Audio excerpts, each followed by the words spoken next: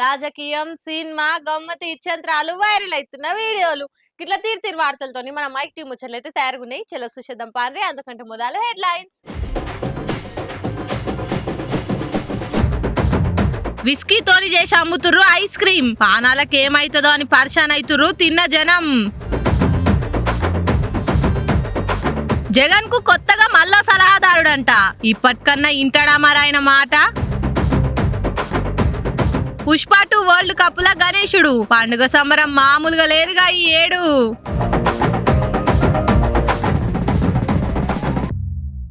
ఎండాకాలంలో ఎవరైనా ice cream తింటారు, కానీ వానాకాలంలో కూడా తినేటోడే రొమాంటిక్ ఫెలో అని డైలాగులు దంచి కొట్టి బుజ్జవలతోని కలిసి ప్లాన్ చేసే పోరలు గీ ముచ్చట చూడురోసారి. అట్లనే పిల్లలు ఏడుస్తురు కదానో, టీవీల్లో యూట్యూబ్లో చూసి సతాయిస్తురు కదా, కొనిస్తే లొల్లిపోతుందని వాళ్ళకి ఐస్ క్రీమ్లు కొనిచ్చే అయ్యవలు మీరు కూడా పక్కా చూడాలి వార్త. అయినా ఆలీలనే కాదు, ఐస్ క్రీమ్ తినే ప్రతి ఒక్కరు చూడాలి, చూసి పైలంగా ఉండాలి. 10 రూపాయలు ఎక్కువ ఇచ్చి మరీ పార్లర్లకు పోయి ఐస్ క్రీమ్ తినడం కూడా పాపమే అయిపోయింది ఈ రోజుల్లో. టేస్ట్ ఉంటుంది, నీట్గా ఉంటుంది కదా అని గాజు దర్వాజాలు ఏసీలు పెట్టి షో చేసే పెద్ద పెద్ద ఐస్ క్రీమ్ పార్లర్లలో తిన్నా పానాల మీదకి వచ్చే కథనే అవుతుంది. హైదరాబాద్ విస్కీ ఐస్ క్రీమ్ల దందా కథ తెలిసే వరకు ఐస్ క్రీమ్ అంటేనే కాళ్ళు చేతులోనికి పేకి సల్ల చెమటలు పడుతున్నాయి. జూబ్లీ హిల్స్ లో 1 and 5 ఐస్ క్రీమ్ పార్లర్లకు మామూలుగా వచ్చేదానికంటే ఎక్కువ పిల్లలు, టీనేజ్, యూత్ పోరలు ఎక్కువ వచ్చి ఐస్ క్రీమ్ తింటున్నారు. లోపల ఏదో గడబిడ ఉన్నట్టుంది అని పోలీసులకు అనుమానం కొట్టి ఆఫీసర్లు వేసుకొని రైడ్ పోతే బయట పడ్డ భాగవతం గిది. 60 గ్రాముల ఐస్ క్రీమ్ లో 100 ml ఇస్కీ కలిపి అమ్ముతున్నారట. ఏమనాలి చెప్పు వీళ్ళను? జనాలకు బాగా అలవాటు కావాలి. ఏడ తిన్నా గానీ మన పార్లర్లో తిన్నట్టు అనిపించొద్దు. మళ్ళా వచ్చి మన తానే తినాలంటే ఏం చేయాలి అని మైండ్ లో మసిబట్ట ఆలోచన చేసి ఈ విస్కీ ఐస్ క్రీమ్ అమ్ముడు పెట్టిరట.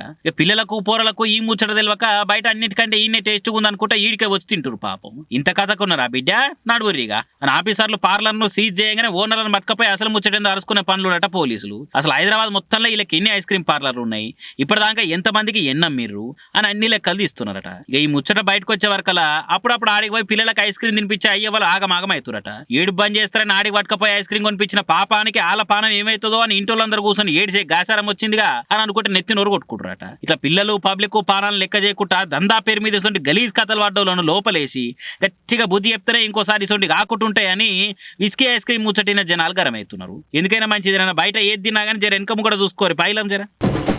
సినిమాలు వాళ్ళ డేట్లు, పేమెంట్లు మేనేజ్ చేసేందుకు కింద మేనేజర్లను పెట్టుకుంటారు.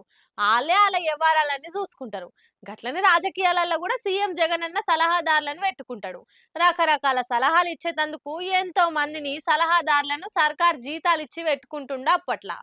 ఇప్పుడు పవర్ పోయినాక కూడా పవర్ ఎందుకు పోయిందో చెప్పి మళ్ళా పవర్లకు పట్టుకొచ్చేటందుకు ఇంకో సలహాదారుణ్ణి పెట్టుకుంటుండట.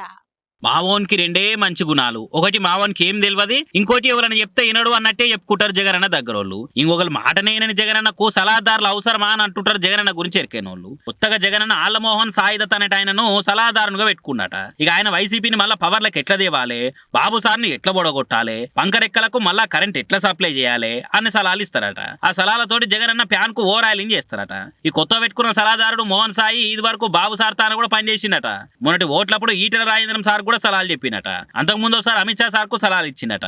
అదే అనుభవంతో ఇప్పుడు జగన్ అన్నకు సలహాలు ఇవ్వబోతున్నట. అయితే అసలైన మనిషి మారకుండా సలహాదారులను మారిస్తే ఏం ఫాయిదా అని వైసీపీలు గుసగుసలు పెట్టుకుంటారట. ఇవల్దో సలహాలని ఉద్యోగులను ట్రాన్స్ఫర్ చేసినట్టు లీడర్లను ట్రాన్స్ఫర్ చేసిండు. నెల్లూరులో బలమును తీసుకుపోయి గుంటూరులో పోటీ చేయించిండు. గుంటూరుని తీసుకుపోయి విశాఖపట్నంలో పోటీ చేయించిండు. ఓ కూరు పటేల్ కూడా పొరుగురులో అరామ కూడా ఆయన సోయి మర్చిపోయిండు. గందుకే పార్టీకి దెబ్బ పడ్డది. వీళ్ళు తిరగకుండా ఫ్రీలాన్సర్లు ఇచ్చిన కాగితాల రిపోర్టు నమ్మి క్యాండిడేట్లను ఉడగొట్టుకున్నాడు. పదవుల కోసం సలహాదారులను పెట్టుకుండు కానీ ఒక్కరి సలహాలను పాటించిండా? ఒక్క సకల శాఖ సలహాదారుడు చెప్పినట్టే ఇన్నారు కానీ వేరేటోళ్ళ మాటలే మనం పట్టించుకుర్రా? అసలు ఎమ్మెల్యేలను దగ్గరికి రానిచ్చిండా? మంత్రులను లోపలి పోనిచ్చిండా? ఏందో చక్రవర్తులను కలవనీకే కూడా అంత కష్టం ఉండదు కావచ్చు. సొంత పార్టీ ఎమ్మెల్యేలను మంత్రులనే కలవనీకే సీఎం కు వీలు కాకుంటే ఎట్లా కొసెళ్తుంది? మొన్నట్ల కేతిరెడ్డి కూడా గదే అన్నాడు. మాకే అపాయింట్మెంట్ దొరకకపోయేది, ఆడవై పడిగాపులు కాసేదని. సొంత పార్టీ వాళ్ళకి గట్టంటే ఇంకేడ ముంగడ పడుతుంది. జగన్ మోనార్కు మనస్తత్వం మారినంత వరకు ఎంతమంది సలహాదారులను పెట్టినా దండిగాని చెవులు కొరుక్కుంటురట సొంత పార్టీ లీడర్లే. మరి చూడాలి ఈ సలహాదారు సక్కదనం ఎట్లుంటుందో.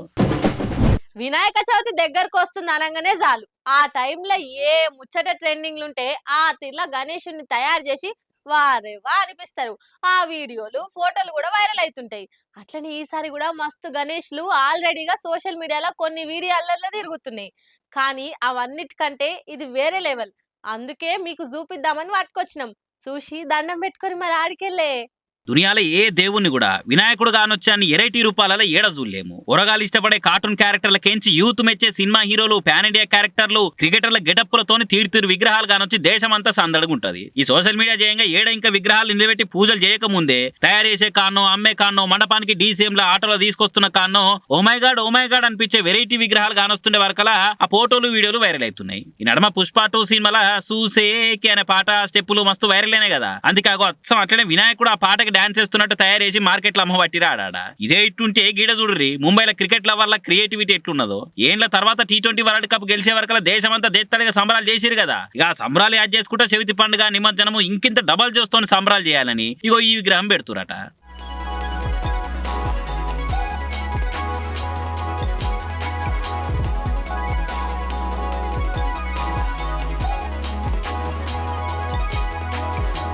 కెప్టెన్ రోహిత్ శర్మకి వరల్డ్ కప్ ట్రోఫీని గణేశుడు ఖుషితో ఇస్తున్నట్టు ఈ విగ్రహాన్ని మండపాన నిలబెడతందుకు ముంబై గలీలో తీసుకుపోతుంటే తొవ్వెంట వైటోళ్ళంతా కెమెరాలు ఆన్ చేసి జేమ్స్ కెమెరాన్ రేంజ్ లో వీడియోలు తీసుకొని మురిచిపోయారు. మళ్ళీ రోహిత్ ఒక్కనే పెడితే కడమ క్రికెటర్ల ఫ్యాన్స్ నారాజ్ అవుతారనుకున్నారో ఏమో గానీ వ్యాన్లో వెనక పొంటి ఇండియా టీం అంతా సెట్ చేసిరు. ఇట్లా ఇక ఇది చూసిన వాళ్ళంతా మీ థాట్ కి, మీ థీమ్ కి, మీ క్రియేటివిటీకి టేకేబో అని అనుకోబట్టిర్రు. కానీ ఇప్పుడే ఇట్లుంటే ఇంకా పండుగ సాలైనాక 11 రోజులు ఇంకెన్నెన్ని వీడియోలు కానొస్తాయో, ఎన్నెన్ని ఫోటోలు వైరల్ అవుతాయో ఏమో పోర్రి. సరే మీ గలీలో ఎసుంటి గణేశుని పెట్టిరో కింద కామెంట్లో పెట్టురి.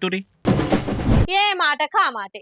ఏపీలో వరదలు వచ్చిన కాంచెల్లి సీఎం చంద్రబాబు సారు బాధితులను ఆదుకునే తందుకు పడుతున్న ఆరాటం చూస్తుంటే మెచ్చుకోవాల్సిందే. తిన్నది పెయిన పట్టకుట, రాత్రి పగలు అన్న చూడకుట ఎప్పటికప్పుడు ఆఫీసర్ల నురికిచ్చిన తీరు చూస్తుంటే బెస్ట్ డిజాస్టర్ మేనేజ్మెంట్ అవార్డు ఇవ్వచ్చు అని అనిపిస్తుంది. బాబు సార్ సంగతి ఎరుకున్నదే కదా. ముందే పని రాక్షసుడు అందులేమన్నా ఆపదలు వస్తూకుంటాడు. కాళ్ళకి గిరికలు కాదు, ఈ వరదల టైంలో పడవలు కట్టుకొని తిరిగిండు. బిజవాడ వాడకట్టులు అన్ని తిరిగి బాధితులకు భరోసానిచ్చిండు. వెనక ముందు అవుతుండొచ్చు కానీ అందరికి సాయం అందుతుంది అని ధైర్యం చెప్పుకొచ్చిండు. అటు బుడమేరకు గండ ఎట్లా పడ్డది, విజయవాడకు ఎట్లా గండమైంది, మళ్ళోసారి ఇట్లా కాకుండా ఏమేం చేయాలని బుడమేరు కాడికి బురదల్ని దిగి నడిచిపోయి చూసొచ్చిండు. బ్రిడ్జ్ మీద ఉండి చూస్తుంటే అలగ్గున రైలు వచ్చే వరకు ర్యాంపు మీద నిలబడి సైడ్ కు జరిగిండు. చెర్రంతల గండం తప్పినట్టు అయింది సార్కు. అటెంక మళ్ళా కేంద్ర మంత్రులతోటి హెలికాప్టర్ల ఏరియల్ సర్వే చేసి ఆంధ్రాను ఆదుకోవాలని వినతి పత్రం ఇచ్చిండు. ఎప్పటికప్పుడు తిండి నీళ్లు అందేటట్టు ఆఫీసర్లను ఆర్డర్ చేసిండు. చక్కగా పనిచేయని స్పాట్లనే సస్పెండ్ చేసిండు. వరదలు వచ్చిన 48 గంటలనే వాడకట్టులు అన్ని పైరింజన్లు పెట్టి సాఫ్ చేయించిండు. అటు బండ్లు మునిగిన బాధితులకు ఇన్సూరెన్స్ కంపెనీలు కొర్రీలు పెట్టకుండా జల్దీ క్లెయిమ్స్ ఇచ్చేటట్టు సెంటర్ తో మాట్లాడి ఒప్పించిండు. ఇయాలనే సెంట్రల్ బీమా కంపెనీలకు కూడా జల్దీ క్లెయిమ్స్ ఇవ్వాలని ఆర్డర్ కూడా పాస్ చేసిర్రు. ఇట్లా ఆపదలు వచ్చినప్పుడు సారు బాధితులను ఆదుకుంటేందుకు ఆరారపడే తీరు చూసి అందరు కూడా తారీఫ్ చేస్తున్నారు. ఇక ఇంకో దిక్కు ఎప్పటిలెక్కనే ప్రతిపక్షం వాళ్ళు ఈ వరదలు కూడా బాబు సార్ తెప్పించినాయే, ఆయనే దగ్గరుండి మొగులకు మోటార్ పెట్టి వానలు కొట్టించి వరదలు తెప్పించిండు అన్నట్టు తిట్టిపోస్తున్నారు. ఒక్కరికి సాయం అంత లేదు. అదే మేముంటే అందరినీ బంగారు పడవల దొలకపోయి 5 స్టార్ హోటల్ పెట్టి చూసుకుంటుమే అన్నట్టే తిట్టిపోస్తున్నారు. ఈ టైంలో ఓగలు ఉన్నామనే భరోసా ఇయ్యాలి కానీ అది మనిషి ఇట్లా రాజకీయాలు చేస్తురని ఆ 2 పార్టీల కార్యకర్తలు ఆన్లైన్లో పెద్ద పోరాటాలు చేస్తారు. పరి ఒక్కరోజు బాగోతానికి మూతి మీసం గొరిగించుకున్నట్టు చేసిండ్రు కదా ఫుడ్ సేఫ్టీ వాళ్ళు అని అంటుర్రు చాలా మంది. హోటళ్ల మీద చెకింగ్లు చేసినట్టు కటింగ్లకు వచ్చి మళ్ళా కామైపోయిండ్రని కామెంట్లు చేస్తుండ్రు.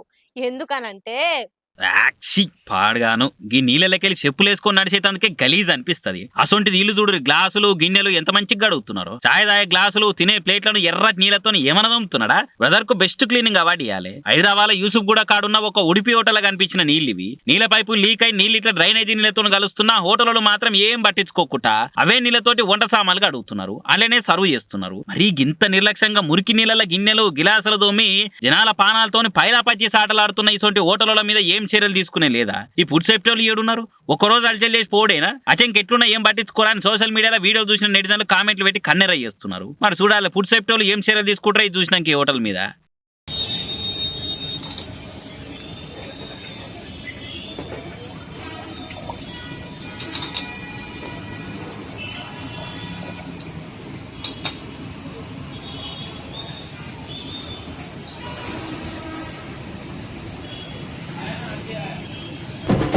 చూసేదానిలా నేను పట్టుకొచ్చిన ముచ్చట్లు ఎట్లున్నాయో ఇంకిన్ని ముచ్చట్లతోటి మళ్ళా కలుద్దాం. అప్పటిదాకా చూస్తూనే ఉండరు మైక్ టీవీ ముచ్చట్లు.